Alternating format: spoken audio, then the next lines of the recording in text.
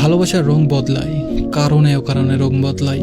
রাজশাহীতে থাকার সময় রুয়েটের একটা বড় ভাইয়ের সাথে আমার বেশ খ্যাতির ছিল। উনি বইপত্র পড়তেন, সেই সূত্রে আলাপ। পরবর্তীতে উনি আমার পাশের ফ্ল্যাটে ভাড়া নেন। ওনার একজন প্রেমিকা ছিলেন, ওনার সাথেও আমার বেশ ভালো পরিচয় ছিল।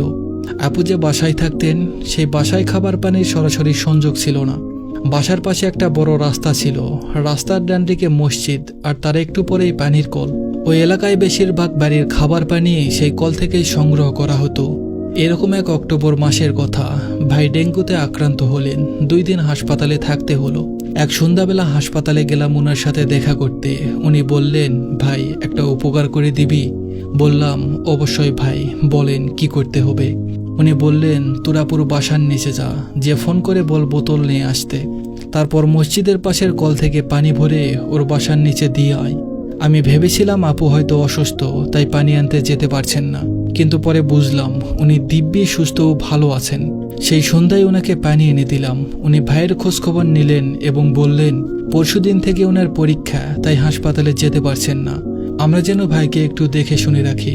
হাসপাতালে ফিরে এলাম, ভাইকে জিজ্ঞেস করলাম, উনি তো বেশ ভালোই আছেন, তবে আমাকে দিয়ে পানি আনালেন কেন? উনি বললেন, তোর আপু 5 লিটারের 2টা বোতল নিয়ে রাস্তা পার হবে, পানি ভরে আবার 3 তলায় উঠবে। সেই দৃশ্য কল্পনা করলেও আমার কলিজা ছিঁড়ে যায়। এজন্য একদিন পরপর সন্ধ্যাবেলা ওকে পানি এনে দেই। আমি প্রশ্ন করলাম, আপনি মাসে 15 দিন 4 কিলোমিটার রাস্তা পার হয়ে এসে ওনাকে পানি ভরে বাসা পর্যন্ত এভাবেই এনে দিয়ে যান? উনি তৃপ্তি নিয়ে হাসি উজ্জ্বল মুখে বললেন, হ্যাঁ, এই তো 2 বছর যাবৎ তাই করছি। এরপর বেশ অনেক দিন কেটে গেছে, রাজশাহী ছেড়েছি, তাই ব্যক্তিগত কারণে সবার সাথে যোগাযোগ বন্ধ করে দিয়েছি। ফোন নাম্বার চেঞ্জ করেছি, ফেসবুক বেশিরভাগ সময় বন্ধ রাখি। কে কোথায় কেমন আছে কিছুই জানি না। আজ বিকেলে হঠাৎ আপুর প্রোফাইলে দেখলাম লেখা গট ম্যারিড। গতকাল উনার বিয়ে হয়েছে, বর সরকারি কর্মকর্তা। বিয়ের ছবিগুলোতে ওনাকে বেশ হাসি খুশি দেখলাম, সকলের মতো আমিও খুশি। কিন্তু ভাইয়ের ফেসবুক দেখলাম ডিঅ্যাক্টিভ। ফোন দিলাম, জিজ্ঞেস করলাম এরকম কেন হলো। উনি বললেন, it's doesn't matter how much effort you gave, if there is a better option you will be replaced. ওনাকে জিজ্ঞেস করলাম, আপনার এখন কলিজা ছিঁড়ে যাচ্ছে না?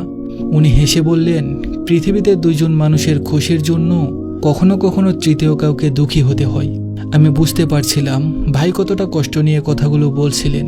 এরপর আর ভাইয়ের সাথে যোগাযোগ হয়নি। ফেসবুকে তিনি এখনো অ্যাক্টিভ হননি, নাম্বারেও পাই না।